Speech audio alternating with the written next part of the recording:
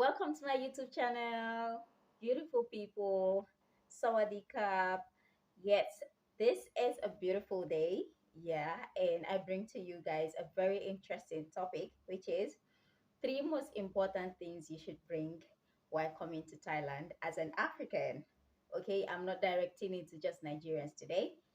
If you know you're black skin, Africa based, yes, you need to get these three things before coming to Thailand. So without wasting so much of your time, let's dive into the video properly.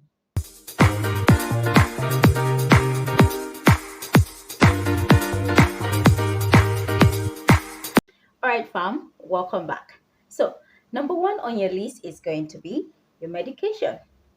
Yes, the medicines that your body, have been used to back home in Africa. In some countries in Africa, I don't know if it's all, but majority of the countries in Africa, we have malaria. Yes, when the mosquitoes bite you in Africa, you get malaria.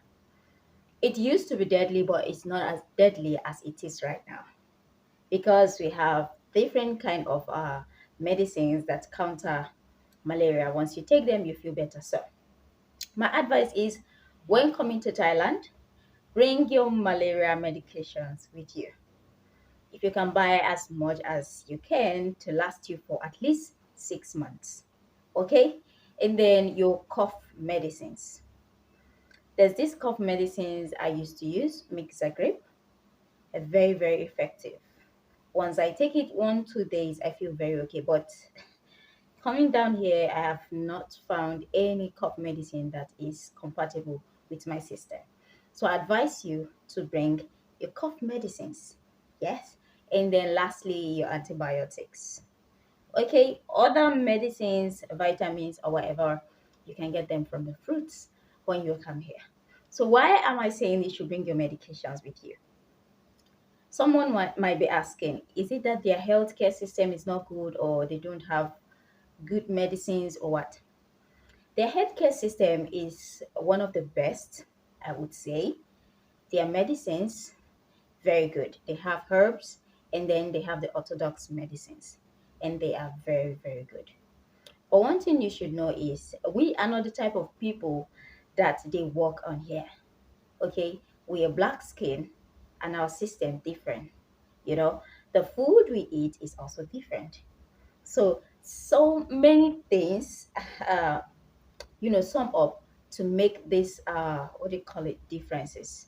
Okay, yeah, I'm shooting directly to the sunlight, so it's changing. Pardon me for that. So, like I was saying, our systems are quite different. Okay, so leaving your own country that you've been staying for a very, very like all your life, especially for those of us that it's our first time traveling to a white country. I've traveled to African countries, but this is my first time of being in white country. So I would advise that you get those medications, so that any little symptoms you have and you relate it back to how you feel back home, you just treat yourself here until your system adapts to their system here. I'm going to tell you, I have been living here for past 1 year now, and still my system is kind of finding it difficult to adapt to the system of this place, of Thailand. Okay, so in order to stop yourself from running from one hospital to another and they're looking for what is wrong with you. You're spending money, they're treating you, you're not getting well. It's better you come with your medications from home. Okay, I'll tell you a story of a white man that was working in Africa. So after he finished his job, he was transferred to this place to work. So after a few months, I think, because it's a story I was told, he fell sick. They took him to the hospital because he was not getting better, and they ran some tests on him and couldn't find what exactly was wrong with him. And so, they concluded that it was COVID because as at then, COVID, it was, during the pandemic. So they began to treat him for COVID, but the treatment, he was not really responding to the treatment.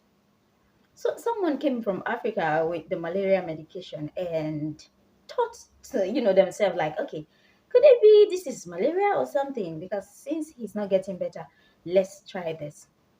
I tell you guys, I'm not trying to make it up. Okay. Immediately, the malaria medication was given to him and he took for today. The following day, he was up on his feet. He bounced back to life. So it actually meant that he was sick with malaria and not COVID. Okay. So in order to save yourself, all these quarantine, something, COVID story, and all that, people running away from you thinking you really had COVID. Sometimes this, not even sometimes, the symptoms of malaria, you can relate it to COVID. The symptoms of cough and catarrh is also related to COVID. So any little thing here is COVID. Oh, it's COVID. I'm telling you. And it will surprise you that when you test yourself with a COVID test kit, you'll find out that you're positive because you have the symptoms. Meanwhile, it's malaria. So please come with your malaria medication if you can buy as much as you can. That will even last you for 1 year until your system adapts to their system in this country. Please do that. And if you have kids, do well to get them theirs. Okay? But when we talk about vitamins and whatever, they have them surplus here. So do yourself a favor and get the most important one, which is your medication. They have paracetamols here, so you don't need to bother about all those ones. Okay? What did I say? Your malaria medication, your antibiotic, ampiclox, flagyl, okay, in case you have diarrhea, and then your cough medicine. Either your cough syrup or your cough medicine, whichever one works for you very well. Make sure you bring them with you and in a reasonable quantity. Okay? So that is it. That's a wrap for that part. So the second one is clothes. Asho. Eh? They have some people say riga. Yeah. I don't know how they call it in Igbo, but Yoruba is Asho. Bring your clothes along. One mistake I made was to give out all my clothes, my sneakers.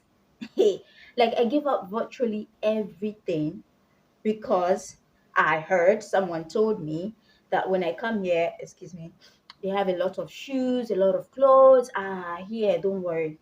Yes, they do. I'm not gonna lie to you. They even export things like wares outside this country. But the thing is, where will you see them? Where are you going to get them? And forget about it, the sizes. When I came here, I a majority of them I look bigger, okay, like in size and then in body structure. Some of them have very tiny boobs and tiny butts. Some of them don't even have butts, like it's just flat. I do not mean to insult. It's not an insult. I'm just stating facts. Okay. But back home in Africa, you see us, we are loaded in the front, at the back. That's just how God made us. Okay. So finding a clothes that will fit you here is kind of difficult. You have to search and search and search. Except for skimpy stuff like this, you see what I'm wearing, something crop top, and then if you are used to wearing the African trousers, the nice designed trousers, the jeans, the stretchy ones, and the whatever one you are used to wearing. When you come here, you are just going to see majority of them wearing faded denim trousers. They really don't care about fashion here. That's what I think. They really do not care about fashion, about what they wear. They're just them. They're just casual. Okay, so it's nothing to take very serious. But I know we Africans with fashion and good looks and so please I would advise you buy some good clothes that could last you for a year until you are able to, you know, locate where those places where you can buy stuff for yourself or you can order online if you have enough money. Okay, which is gonna be like from 400 to 500 baht upward to get very good quality clothes online. So when you calculate that at the end of the day, let's say you're gonna buy for like 5,000 baht, you will end up buying just 6 pieces or 5 pieces. And that money can buy plenty clothes back home. Think about it. All right, so that's number two advice for you. Your medication, very important. If you forget the clothes, do not forget your medication. Number two, clothes, especially if you're a plus size. Most of them here are small, small, small. Yeah, yeah.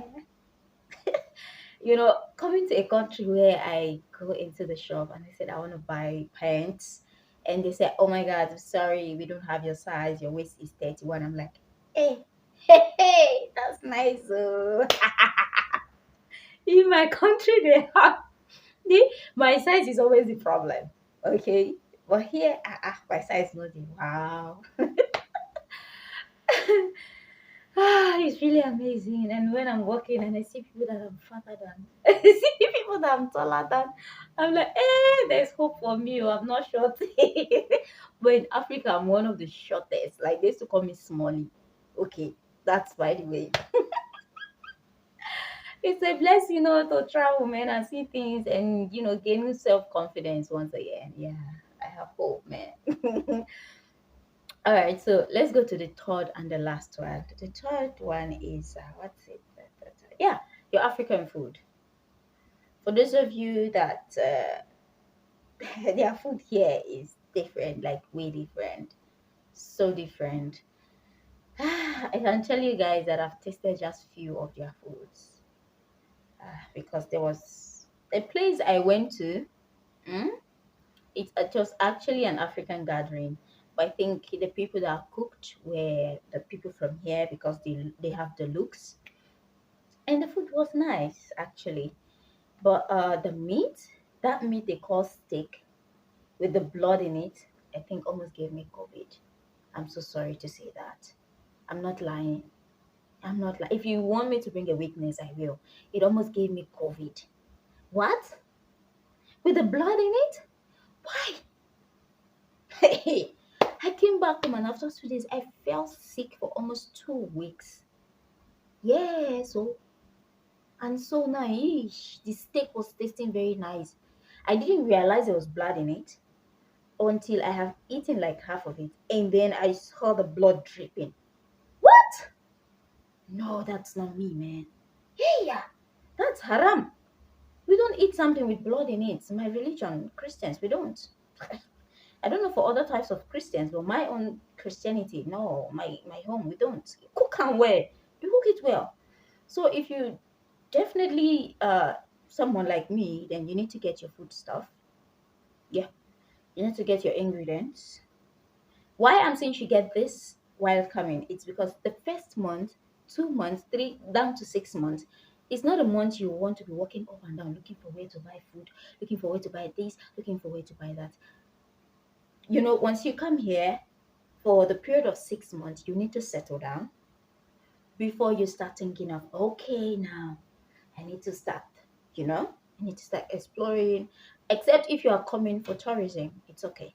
But if you are coming for work here, you know that once you come here, you are starting work immediately, okay? Because the owner of the whatever will not pay you to come here and be going for shopping and all that. So just get that handy. You get your Maggi. I came here with my Maggi, with my seasoning, with everything apart from palm oil. Yes.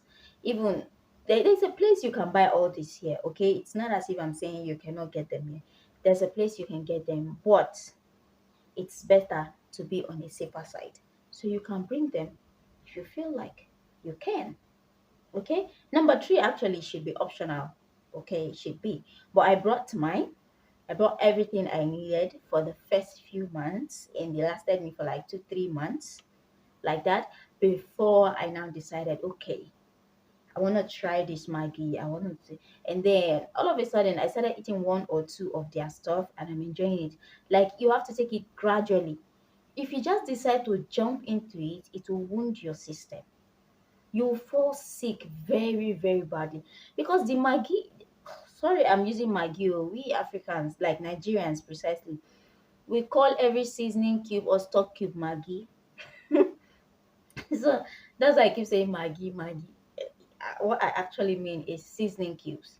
Okay, they use fish sauce, oyster sauce, soy sauce, and all this their watery stuff.